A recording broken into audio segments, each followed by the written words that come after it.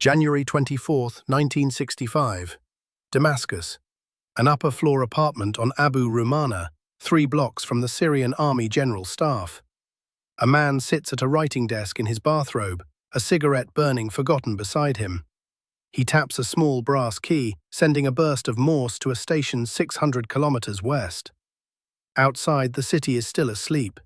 The man's name on his Syrian residency card is Kamal Amin Thabet. The name his wife in Bat Yam whispers in her sleep is Eliyahu. He is 40 years old. He has been a member of the Syrian Ba'ath Party for 2 years. He has sat at dinner with the Army Chief of Staff. He has helped draft the agenda for a meeting of the Revolutionary Council. And in the last 23 months, he has mapped by his own hand every bunker, mortar pit, and artillery emplacement that Syria has built along the ridgeline of the Golan Heights, and planted a row of eucalyptus seedlings beside each one. He sends the day's confirmation now, 3 letters. Then he listens. The reply does not come. Instead, he hears a different sound. Boots, heavy ones, 8 or 9 pairs, climbing the marble stairwell of the building. He looks at the wall clock. 6:43 in the morning. His own transmission schedule called for the burst to finish at 6:41. 2 minutes late. In 2 minutes, the door to the apartment will be reduced to splinters. In 114 days, Eliyahu ben Shaul Cohen will hang from a public gallows in Marjah Square, wearing a white shroud, the typed verdict pinned to his chest. And the body of the man Mossad later called its greatest agent will never be returned to Israel. The body is still in Damascus. So is the question that haunts every Israeli intelligence officer who reads the file. How did a clerk from a textile warehouse in Tel Aviv work his way to the second highest table in Ba'athist Syria? And who, on his own side, asked him to send one more burst when he was already packing for home? The story does not begin in Damascus. It begins in Alexandria in late 1924, where the man who would become Eli Cohen is born to an Alpine Jewish family on December 26th. The Cohen family is one of perhaps 40,000 Jews living quietly in the cosmopolitan port. They speak Arabic to their neighbors, French in the cafes, Ladino at home with the grandparents from Aleppo. Eli grows up watching the Mediterranean and listening. Listening is the family talent. His father, Shaul, sells men's shirts, and his mother, Sophie, runs a household where the rule is that nobody interrupts a guest.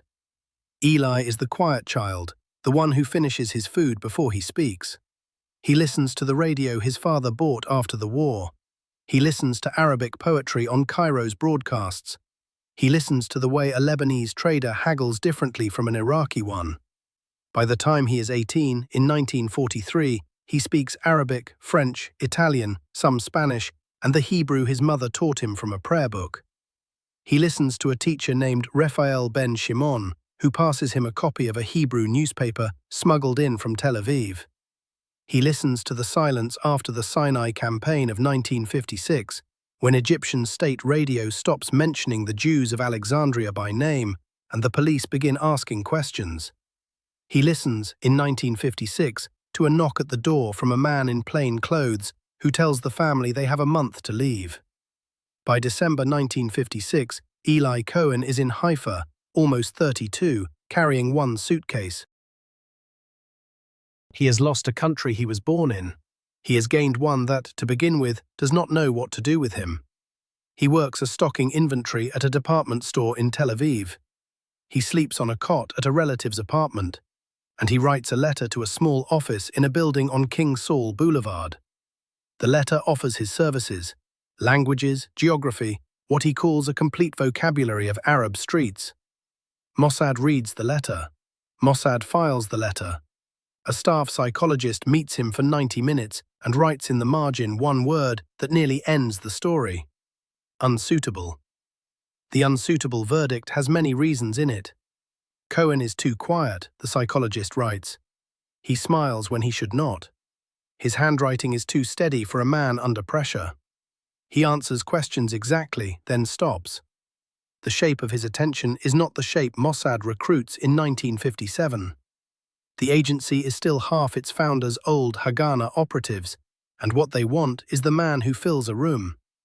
Eli Cohen empties one. He receives a polite letter back. "Thank you, we have no openings at present." He folds it and puts it in the same drawer where he keeps his Syrian residency papers from Alexandria, and he goes back to selling stockings. For 3 years, that is where the story sits. Cohen marries Nadia Majald, a thin nurse from Iraq who laughs more easily than he does. They have a daughter, Sophie. He moves from the department store to a translator's desk at the Ministry of Defense, a job a friend got him. He files transcripts.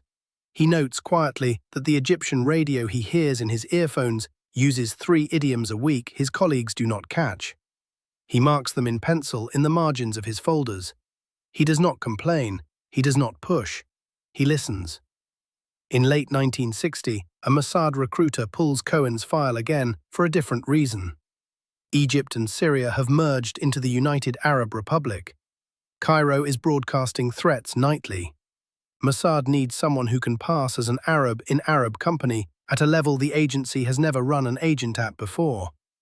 Not a courier, not a translator. A full identity, a full life, a man inside the rooms where decisions are made. Someone goes back through the old rejection note and underlines the same lines. Too quiet, too steady. Answers exactly, then stops. These are the wrong qualities for an officer. They are the right qualities for an agent who must be Kamal Amin Thabet for the rest of his natural life. A new note goes on top of the old one.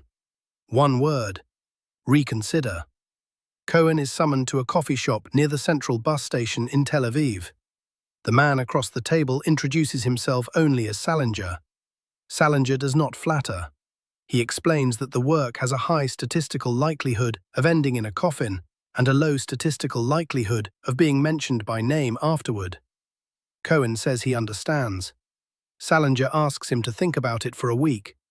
Cohen says he does not need a week. Salinger nods and slides a single page across the table. Cohen signs. In his pocket on the way home is a brown paper bag with a shortwave transmitter inside, the same model used by South American businessmen to talk to their suppliers in Hamburg. He places it on the writing desk of the small Tel Aviv apartment he shares with Nadia, sits down across from it and does not turn it on. He looks at it for a long time. Outside the window, the streetlight buzzes the way streetlights buzz in every city. But the man at the desk is already in his own head somewhere else. He is on a boat to Buenos Aires. The boat docks at Buenos Aires in February 1961. The man who walks down the gangway is no longer Eli Cohen. His passport says Kamal Amin Thabet, born Beirut, raised Alexandria, family relocated to Argentina after the Suez business. He carries an introduction to the Syrian-Argentine business community in the suburb of Vicente Lopez. His Spanish is poor and his Arabic is perfect, and that is the right proportion.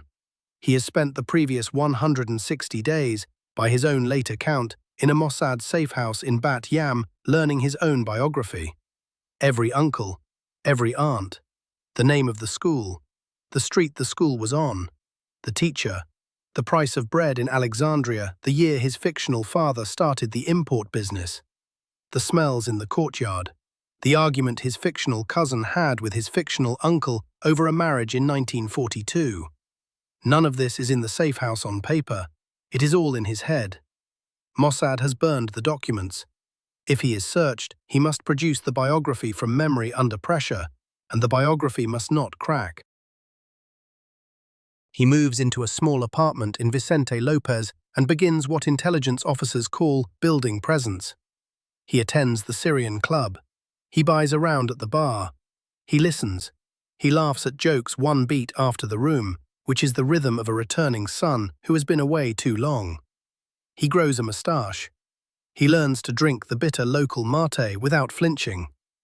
By summer, he is at the dinner table of the Syrian military attaché to Argentina, Amin al-Hafez, a stocky Ba'ath Party brigadier who likes a man who agrees with him without seeming to. Cohen does more than agree. He listens. He nods at exactly the right beats. He remembers, 6 weeks later, a detail from a conversation in May. Al-Hafez likes that. Al-Hafez tells his friends about the quiet young importer from Alexandria who never forgets a face. By autumn, there is talk among the Argentina Syrians of what will come once the politics in Damascus shift, and the conversations happen in front of Kamal, Amin, Thabet, without anyone leaving the room. By December 1961, in a small park behind the Syrian club, the attaché places his hand on Cohen's shoulder and tells him there are men in Damascus who could use a businessman with his contacts.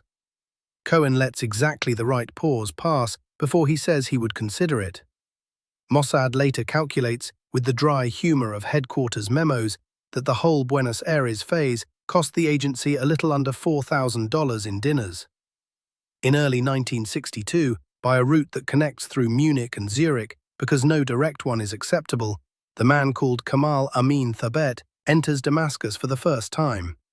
He rents the upper-floor apartment on Abu Rumana for reasons that he reports to Tel Aviv as commercial, close to the souk, close to the bank. The reasons he does not write down are that the apartment is 3 blocks from the Syrian General Staff building, that its writing desk faces a window with a clear line to the relay tower in the Western Mountains, and that the building has only one main staircase and a service door he can reach in 17 steps from the desk. Mossad has trained him to count those steps. For the next 23 months, he listens in Damascus the way he listened in Alexandria as a boy. He sells what he is supposed to be selling. He attends parties. He hosts dinners. He cultivates a reputation as a man whose apartment serves the best Lebanese arak in the city. He flatters generals. He does not flatter too much. He listens. In Bat Yam, Nadia is raising Sophie alone and is pregnant with their second child. Mossad has told her that her husband works for the Ministry of Defense and travels frequently to Europe. She believes this because she chooses to. She receives a letter every 3 weeks. The letters are written in Hebrew, then translated by a Mossad clerk into French, then sent from Geneva. The handwriting in the French letters is not Eli's handwriting. The content is. Nadia keeps every one of them in a wooden box. In July 1962, Eli sits on his upper-floor balcony in Damascus and writes a longer message than usual. The radio is on inside the apartment, playing the new song by Fairuz. The smell of jasmine drifts up from the courtyard below. He writes about Sophie's second birthday, which he has missed. He writes that he will be home in November. He stops writing. He sits with the pen for a long time. That night, 2,500 kilometers west, Nadia gives birth to their second daughter. They will name her Irit. Eli does not know it has happened for 9 days. Mossad does not pass family news on the same channel as operational traffic, and the family channel runs on a slower clock. When the message comes, he reads it twice, folds the paper, and burns it in the kitchen sink. Then he goes out for dinner with 2 Bath colonels he is cultivating, and he is the most charming man at the table. This is the part of the job that is never in the films. Not the gallows. The dinner that comes after the kitchen sink. By spring 1963, Kamal Amin Thabet is a familiar enough face at the Syrian Defense Ministry that an officer he has befriended, a young intelligence captain, takes him on a tour of forward positions on the Golan Heights. The tour is supposed to be a courtesy, a wealthy expatriate Syrian businessman seeing what his donations have built. Cohen, dressed in a light tan suit, asks the questions of a man who has read too many tourist guides. He commits everything to memory: bunker placements, mortar pits, trench lines running north toward Mount Hermon. He counts the cement trucks parked at one fork in the road and notes that there are 11, not 9, which is what the official Syrian newspaper had reported the week before. 11 trucks means a faster pour. A faster pour means new emplacements going up that month. At one position, late in the afternoon, the young captain apologizes that there is no shade. The soldiers on duty, he says, are losing too many days to heat stroke. The August sun on the basalt rock is, as he puts it, a punishment from God.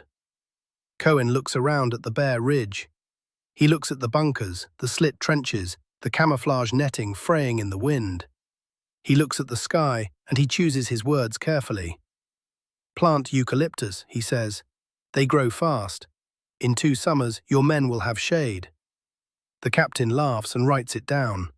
By the following spring, on the orders that have come down from the Defense Ministry, every Syrian forward position on the Golan Ridge has been ringed with eucalyptus seedlings. The trees are watered by the conscripts who serve under those very bunkers. They grow exactly as fast as Cohen promised.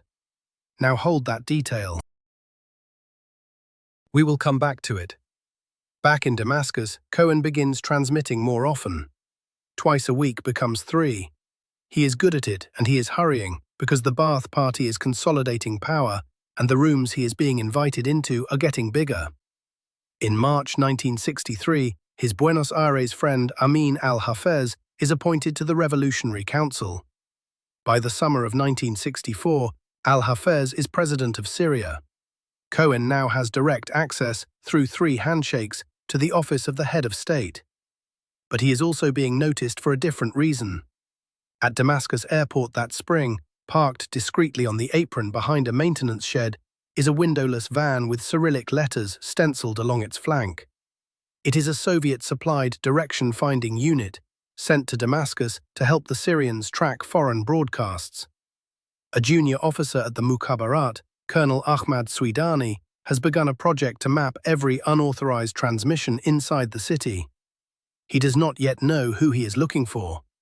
He knows only that there is a signal in the high shortwave band that goes out at the same minute every other morning, plus or minus a drift of about 60 seconds. Drift. The compulsive checking of transmission times. 60 seconds is not much until it is. Before we go further, a quiet thing. If this story is the kind you want more of, subscribe to the channel. It lets more of these surface. The rest is harder than the build. By the autumn of 1964, Mossad's Damascus desk is uneasy. Cohen is producing too much for one man. The volume of bursts coming out of Abu Rumana has grown to a level the desk officers in Tel Aviv flag in a quarterly review. Some of them write recommendations that the agent be brought home for a long rest. Sources still disagree on exactly who in headquarters argued for the rest, and who argued for one more cycle. What is certain is that the answer came back from above. One more cycle. And the man at the desk in Damascus, who listens twice as much as he speaks, listens to that answer too and reaches for the key. The brass key clicks under his finger at 6:39 in the morning. The window is open 6 centimeters because the heating in the apartment runs too hot in January. 3 streets away, the Soviet van that has spent 14 mornings driving slowly through Abu Rumana has stopped at the corner of Al-Jalal Avenue. Inside the van, 2 technicians in civilian coats watch a needle on a green-lit dial drift, hold, drift, and hold. They take a bearing. They make a phone call. Cohen does not hear the call. He hears 2 minutes later the boots on the marble stair. He looks at the wall clock. 2 minutes late on the burst. He lifts his hand from the key. There is no time to disassemble the transmitter. There is barely time to close the cigarette box that hides it. He closes the box. He stands. He walks toward the service door he has counted 17 steps from 1,000 times. Then he stops. He turns around. He sits back down at the desk in his bathrobe and waits. Sources differ on why he stopped. The case officer who debriefed the Syrians' captured records at the end of his life said Cohen knew the service door was already covered. Others say he simply decided the apartment had been seen from inside. Whatever the reason, when the door comes down, he is sitting in front of an open cigarette box with a shortwave transmitter inside, and the headphones are still warm. What follows takes 114 days. Mossad calls them the long days. Some of what happens in them is on record, and some is not. Cohen is taken to a Mukhabarat holding facility on the western edge of Damascus. He is interrogated for 3 weeks. The Syrian Mukhabarat files, the parts that surfaced after 1967, show that he gave them his cover story for the first 6 days. After that, the interrogators put names on the table that should not have been on the table, and Cohen understood that someone in Damascus had been working him long before the van arrived. He gave them a controlled version of the truth, the version he had been trained to give if everything failed. Not the names of his case officers, not the names of his couriers, the shape of his work. Enough. The trial is held in a military court. It lasts 7 sessions. There is no defense counsel that Cohen accepts. The verdict is announced in advance by the prosecutor, who reads from a typed page. The sentence is read by the president of the court. Cohen is permitted to write 3 letters, one to his brother Morris in Tel Aviv, one to his mother in Bat Yam, one to Nadia and the children. The letter to Nadia is written in French. Several phrases in it have been quoted in every book about the case, but one detail is rarely noted. He signs the letter with his real first name, Eliyahu, not Kamal, not the cover name that has covered him for 18 months in Buenos Aires and 3 years in Damascus. Eliyahu. The man at the desk is, in his last act of writing, who he was when his mother first taught him the alphabet. On the morning of May 18, 1965, he is walked to Marja Square in the center of Damascus. He is wearing a white shroud that the Syrian authorities have prepared for the occasion. The typed verdict has been pinned to the chest of the shroud. A crowd of perhaps 15,000 has been gathered for the occasion. State television cameras are in place. The hanging is scheduled for 3:45 in the morning, before the city is fully awake, so that the photograph can run on the front page of the afternoon papers. He is 40 years old. He does not speak. The rope is tied. The platform drops. In Bat Yam, Nadia is woken by a Mossad officer at 5 o'clock. She is sitting at the kitchen table when the Hebrew radio comes on, and she hears the announcement before the officer finishes telling her himself. Sophie is 4. Irit is 2. Shai is 4 months old, in the cradle in the other room. Nadia does not cry that morning. She will, for 58 years, ask the Syrian government for the return of her husband's body. They will not